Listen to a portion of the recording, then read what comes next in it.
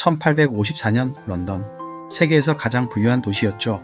하지만 그해 여름 런던은 그야말로 지옥이었습니다. 콜레라, 이름만 들어도 사람들이 벌벌 떨던 무서운 병이었죠. 걸렸다 하면 정말 거짓말처럼 하루 만에 목숨을 잃었습니다. 끔찍하게 갑작스러운 설사가 시작되는데요. 마치 폭포수처럼 쉴 새 없이 쏟아지는 설사 때문에 멈추고 싶어도 멈출 수가 없었습니다. 몸 안의 모든 수분이 순식간에 빠져나가면서 피부는 푸르댕댕하게 변하고 눈은 퀭하게 움푹 들어가 버립니다. 그리고 결국 죽음에 이르게 되는 겁니다. 단 몇 시간 만에요. 아침까지만 해도 멀쩡했던 사람이 저녁에는 차가운 시신으로 발견되곤 했습니다. 그해 여름 런던 한복판의 소호 지역에서는 단 열흘 만에 무려 600명이 넘는 사람들이 목숨을 잃었습니다. 정말 좁은 동네에서 말이죠.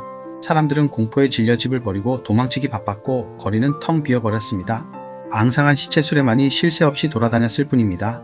당시 의사들은 콜레라가 나쁜 공기 때문에 생긴다고 굳게 믿고 있었습니다. 소위 도끼라고 불리는 썩은 냄새와 더러운 공기가 병을 일으킨다고 생각했던 거죠. 그래서 치료법 또한 엉뚱하기 짝이 없었습니다. 향을 피우거나 식초를 뿌리거나 심지어 창문을 꽁꽁 닫아 걸기까지 했습니다. 하지만 안타깝게도 사람들은 계속해서 죽어갔습니다. 바로 그때 한 의사가 용감하게 나섰습니다.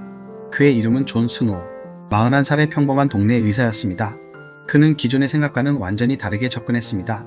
만약 공기가 문제라면 왜 어떤 집은 완전히 쑥대밭이 되는데 바로 옆집은 멀쩡한 걸까?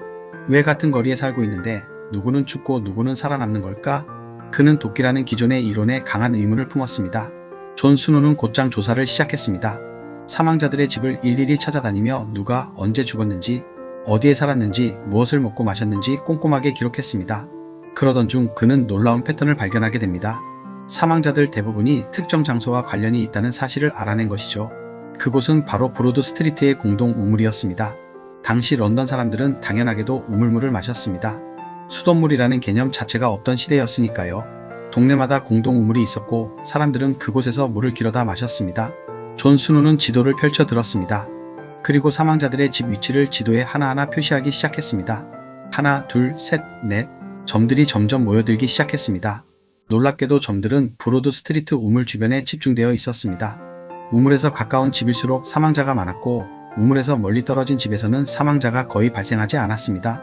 이제 증거는 명백했습니다. 문제는 바로 물이었습니다. 오염된 우물물이 콜레라를 퍼뜨리고 있었던 것입니다. 하지만 여기서 또 한 가지 이상한 점이 있었습니다. 우물 바로 옆에 붙어있는 양조장 직원들은 단 한 명도 죽지 않았다는 사실입니다. 도대체 왜 그랬을까요? 존 스노우가 직접 양조장을 찾아가 그 이유를 물었습니다. 양조장 주인이 그에게 답했습니다.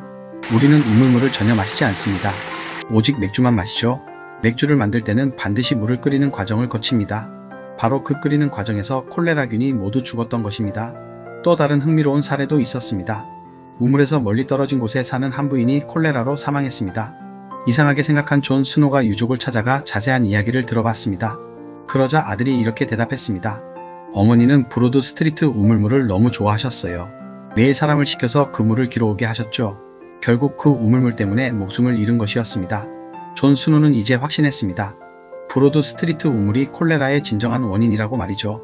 그는 즉시 지역의회를 찾아갔습니다. 자신이 수집한 모든 증거를 제시하며 지도를 펼쳐 들고 열정적으로 설명했습니다. 이 우물이 콜레라를 퍼뜨리고 있습니다. 당장 우물을 폐쇄해야 합니다. 하지만 의회 사람들은 그의 말을 반신반의했습니다. 당시에는 콜레라는 나쁜 공기 때문에 생긴다라는 생각이 상식처럼 통용되고 있었기 때문입니다. 하지만 존 스노우는 포기하지 않았습니다. 일단 한번 해보십시오. 우물 펌프 손잡이만 떼어내면 됩니다. 마침내 1854년 9월 8일 의회가 움직였습니다. 브로드 스트리트 우물의 펌프 손잡이를 과감하게 떼어내버린 것입니다. 사람들이 더 이상 그 우물물을 길어다 마실 수 없게 말이죠. 그러자 정말 놀라운 일이 벌어졌습니다. 콜레라가 거짓말처럼 멈춰버린 것입니다. 하루 이틀 지나자 신규 환자 수가 눈에 띄게 줄어들었고 일주일 후에는 거의 자취를 감췄습니다. 런던 소호의 끔찍한 지옥이 드디어 끝난 것입니다. 존 스노우는 콜레라가 공기가 아닌 물을 통해 전염된다는 사실을 명확하게 증명해냈습니다. 하지만 안타깝게도 당시 많은 의사들은 여전히 그의 주장을 믿지 않았습니다. 그건 우연일 뿐이야.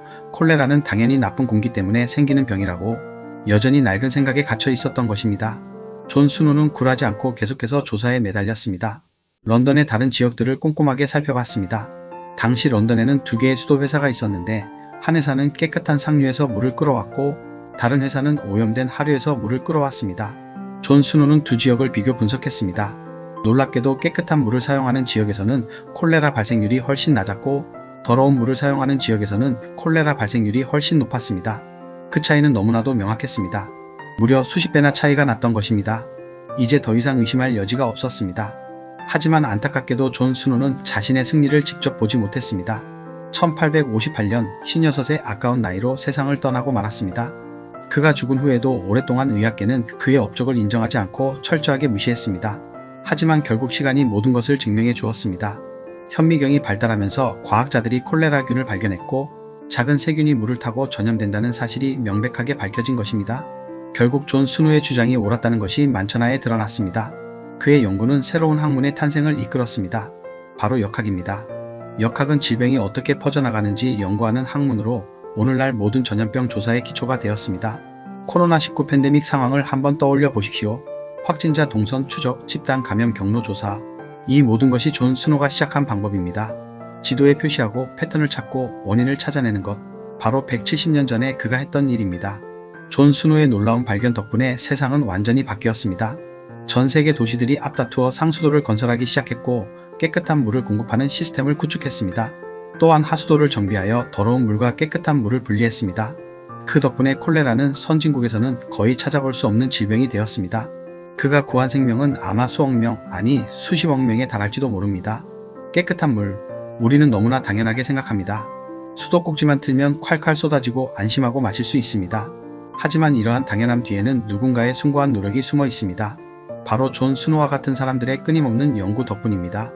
오늘 물 한 잔 드실 때 이 깨끗한 물이 얼마나 소중한지 한번 생각해 주시면 감사하겠습니다. 불과 100년 전만 해도 물 때문에 사람들이 죽어갔지만 지금은 물 덕분에 우리가 건강하게 살아갈 수 있습니다.